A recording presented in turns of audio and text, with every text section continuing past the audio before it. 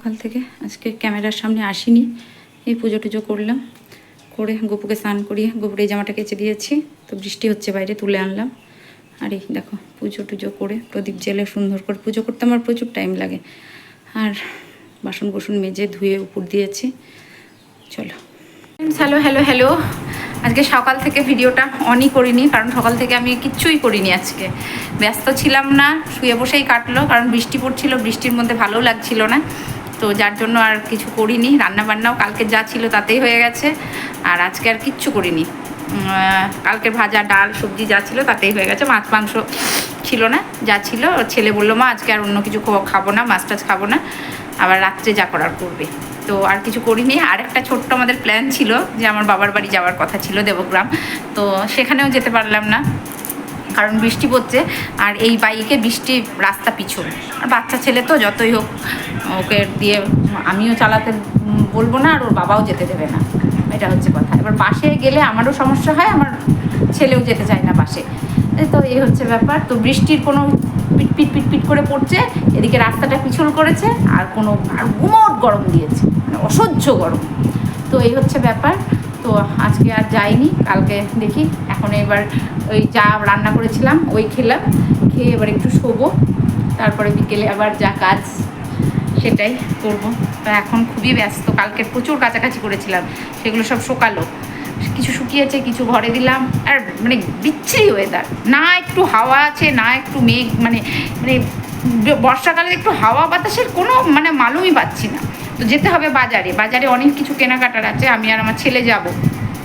তা বেরোতেই পারছি না, ছেলের সাথে যে একটু বেরোবো ঘুরবো, সেটা বেরোনোর কোনো স্কোপই নেই, এত বৃষ্টি। প্রতিদিন বিকেল হচ্ছে আর বৃষ্টি হচ্ছে, প্রতিদিন প্রতিদিন প্রতিদিন, মানে পাগল হয়ে যাচ্ছি।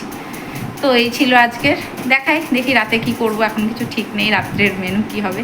এবার একটু শোবো, ছেলেকে বলছে একটা মুভি চালা, তো একটা মুভি দেখবো, দেখে একটু ঘুমাবো। আর হচ্ছে সন্ধ্যা দেওয়া, গপু আছে, গপুকে স্নান করালাম, গপুর জামা কেচে দিয়েছি, গপুর দুটো সুতির জামা নেবো, অনলাইনে অর্ডার দিলাম, তা সে আসলো না কেন কি জানি। ছেলেকে বলতে হবে, কিরে বাবাই দেখ তো অনলাইনে অর্ডার দিয়েছি, আসলো না কেন। গপুর জন্য দুটো সুতির জামা নিতেই হবে। আমি আর ছেলে যাবো, তা বেরোতেই পারছি না, এত মানে জঘন্য ওয়েদার।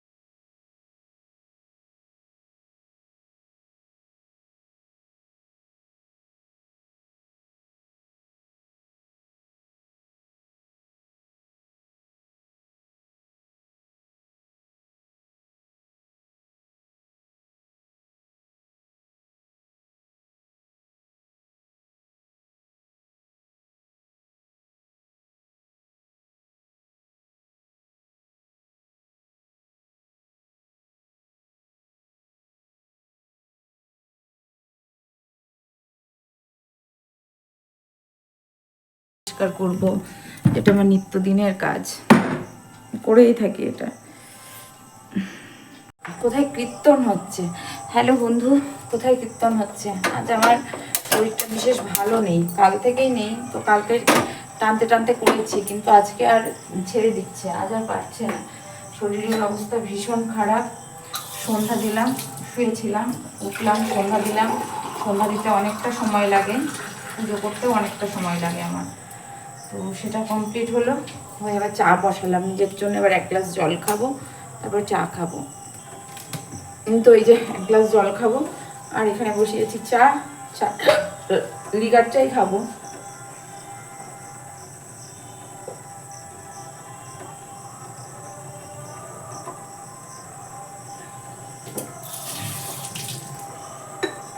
হরিনাম হচ্ছে, ভীষণ ভালো লাগছে, ভীষণ ভীষণ ভালো লাগছে, কানে ভেসে আসছে হালকা হালকা, খুবই ভালো লাগছে, অপূর্ব অপূর্ব, জাস্ট ডু গুড। তো চলো, কৃষ্ণ নামের থেকে ভালো জিনিস তার কিছু হয় না, তাই না? কৃষ্ণ নাম ভীষণ ভালো, তবে হ্যাঁ কৃষ্ণ নামের মতো নাম হতে হবে, যেটা সেটা হলে যে কৃষ্ণ নাম হলো সেটা না, কৃষ্ণ নামের মাধুর্যই আলাদা। যে কৃষ্ণ নাম শুনতে ভালোবাসে তার জীবনে দুঃখ অনেক।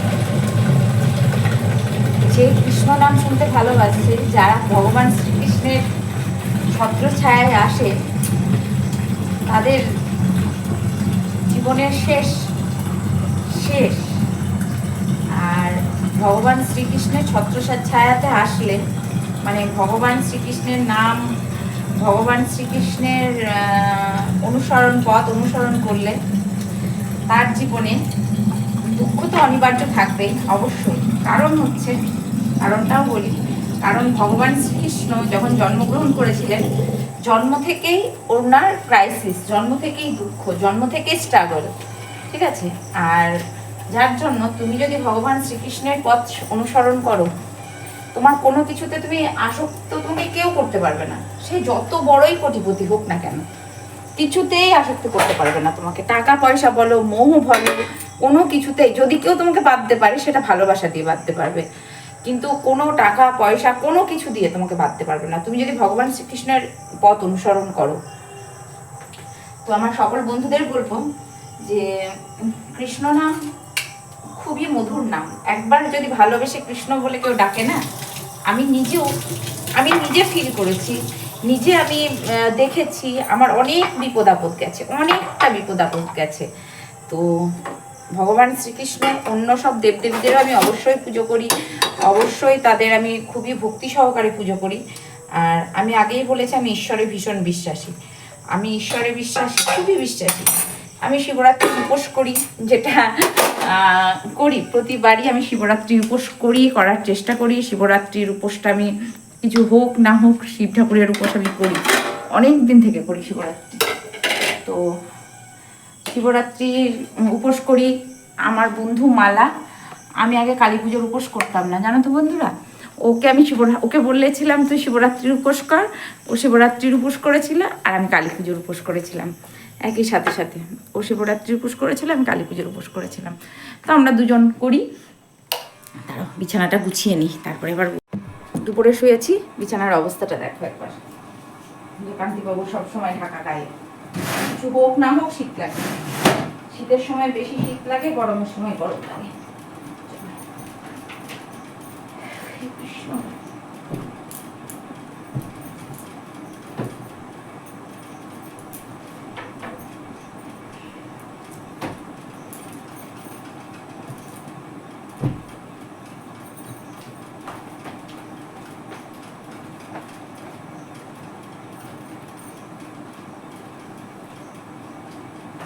ছেলে এই দিকটা বসে বসে শুই, তো ল্যাপটপ নিয়ে এই করে কাজ কর শুই, এই দিকটাতে আমার বেশি ইয়ে হয়, টেনে টেনে চলে যায় বিছানাটা আমার।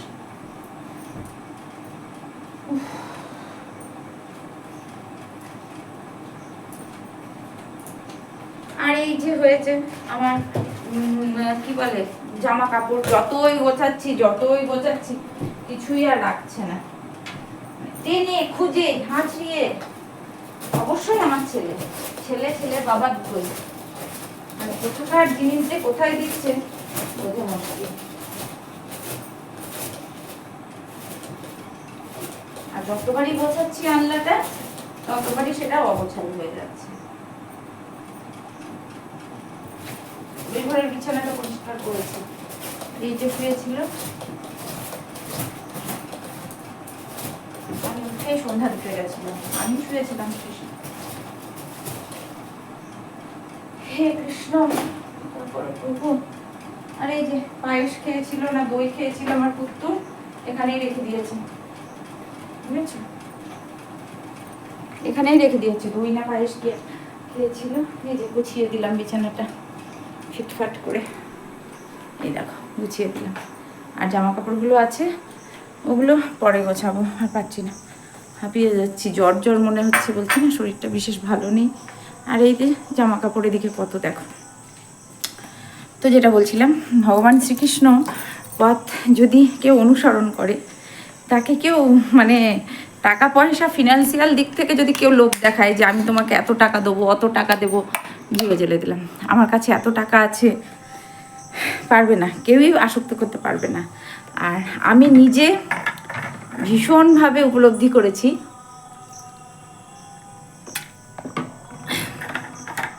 যে না, আছেন উনি, অবশ্যই আছেন।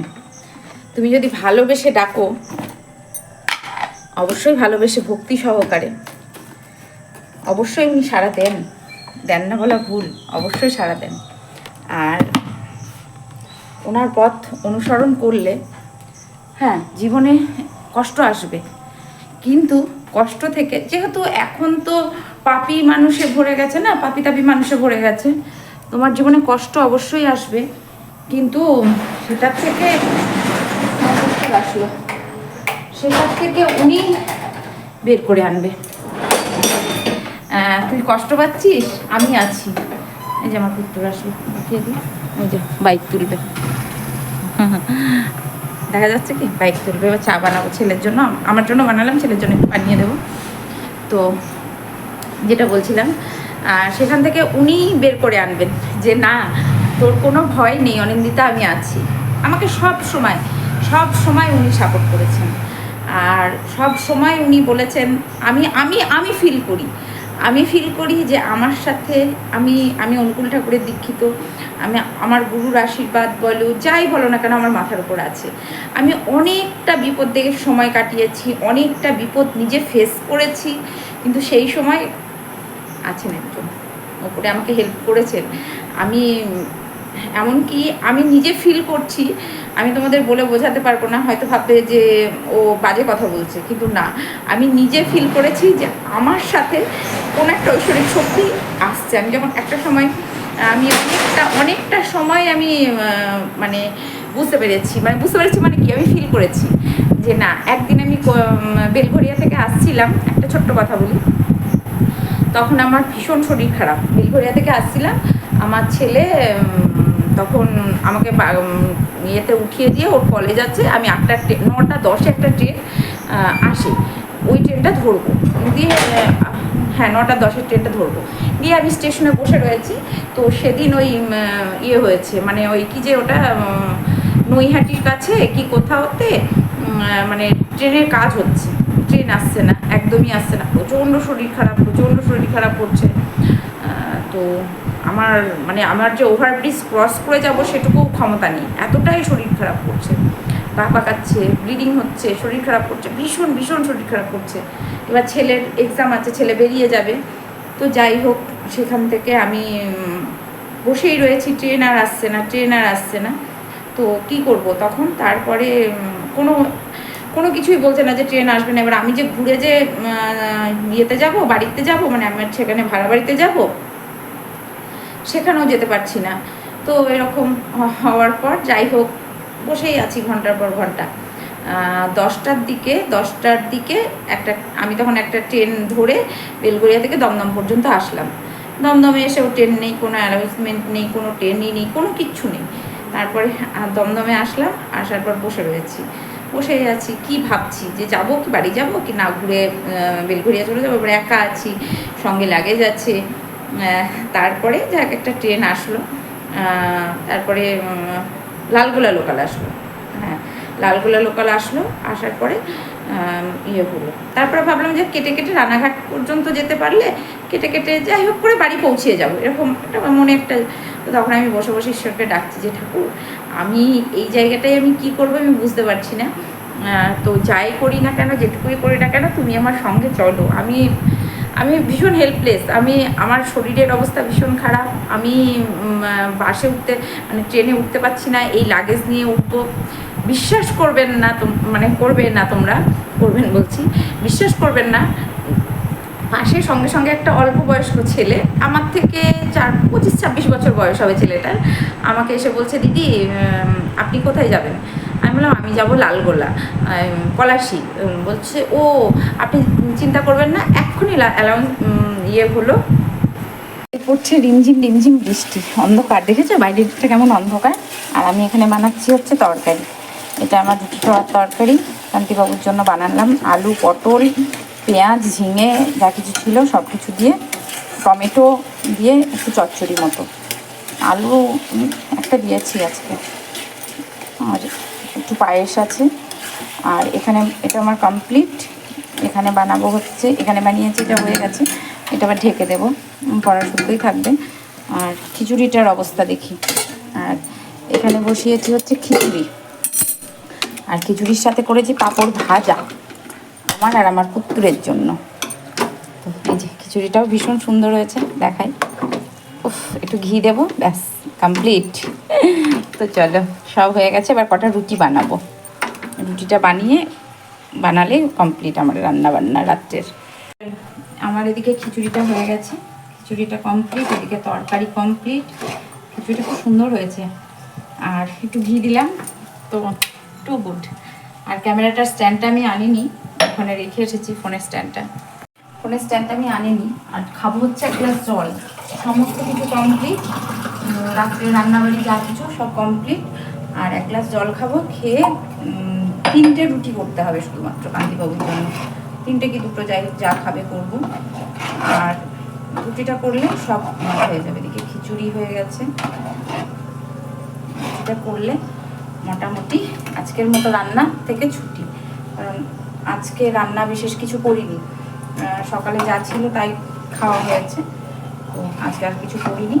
তো এখন বানালাম খিচুড়ি, ওই একটা সবজি, পায়েসটা গরম করব, এই তো আবার কি। আর বাইরে করছে রিমঝিম রিমঝিম করে বৃষ্টি, আর এই গানটা মনে পড়ছে, রিমঝিম রিমঝিম রুমঝুম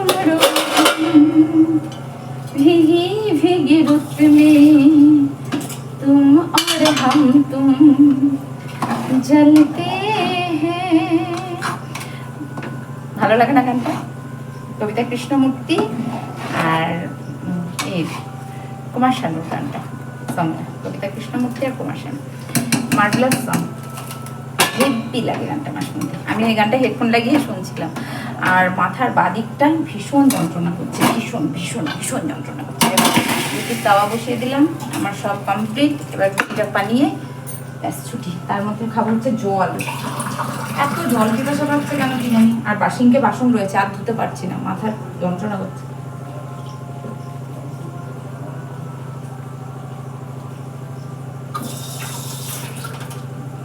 মোটামুটি হয়ে গেছে, আর রুটিটা বানালে আজকের মতো ছুটি।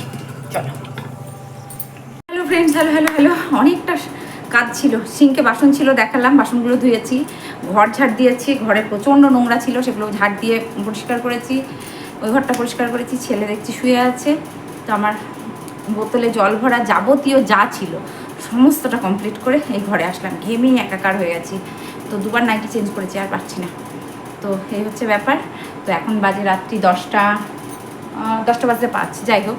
তো এবার আমাকে ভিডিওটা এন্ড করতেই হবে, কারণ হচ্ছে 10টা বেজে গেছে, আর খেতে দেবো। খাবার দাবার সমস্ত রেডি, পায়েস, রুটি, আর ওই সবজিটা বানিয়েছি, সবজি, খিচুড়ি, পাঁপড় ভাজা, আর ওই একটা পেঁয়াজি মতো ভাজা, ব্যাস। এই ছেলে বলছে। তো এই হচ্ছে মেনু। তো রাত্রের একটু পরে খাবো, এখন 10টা বাজে, আমি এবার ভিডিওটা এডিটিংয়ে বসাবো। তো সকলে ভালো থেকো, সুস্থ থেকো, ভালোবাসায় থেকো, দেখা হচ্ছে নেক্সট ভিডিওতে। আর কেউ কোনো দিন মনোবল ভাঙবে না, জানবে সমস্ত খারাপের পরে কিছু না কিছু ভালো তোমার জন্য ওয়েট করছেই। আর ঈশ্বরের নাম নাও, ঈশ্বরে বিশ্বাসী হও, অবশ্যই তুমি তার সাফল্য পাবে। আমি যেমন কোনো কিছুতেই মনোবল ভাঙছি না, ভাঙবো না, কেউ পারবে না আমাকে মনোবল ভাঙতে।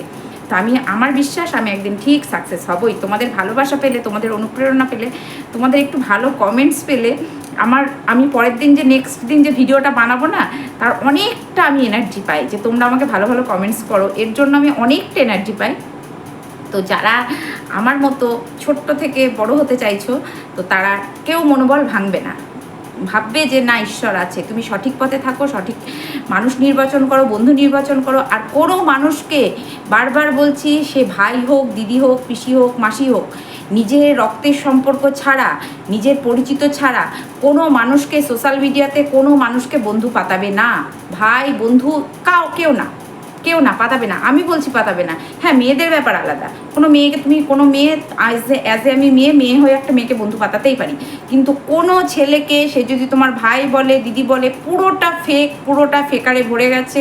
আমি বারবার সতর্ক করছি, আমার সাথে হয়েছে, 8-10 জনের সাথে যেন না হয়, সেটা আমি চাই না। তো প্রত্যেককে বলছি, কোনো ভাই বন্ধু সোশ্যাল মিডিয়ায় কাউকে কোনো ফোন নাম্বার দেবে না, কোনো ভিডিও দেবে না, কোনো আপলোড, কোনো কিছু দেবে না, ঠিক আছে? আর কাউকে কোনো ভাই পাতাবে না, কোনো দরকার নেই। এখন পুরোটা টোটালটা ফেকে পড়ে গেছে। বারবার আমি বলছি, কাউকে কোনো রকমভাবে পাতাবে না। বলবে আমার ভাই আছে, আমার নিজের ভাই আছে, ভাই না থাকলেও ভাই আছে, ঠিক আছে? তো এরকম বলছি, ভাই বোন কোনো কিছুই পাতাবে না। তো সকলে ভালো থেকো, সুস্থ থেকো, দেখা হচ্ছে নেক্সট ভিডিওতে। এখন বাইরে পড়ছে বৃষ্টি, আর আমি গেছি ঘেমে। তো চলো, কালকে সকালে আবার ভিডিও শুরু করবো, অবশ্যই এনার্জি নিয়ে, কেউ আমার মনোবল ভাঙতে পারবে না। টাটা।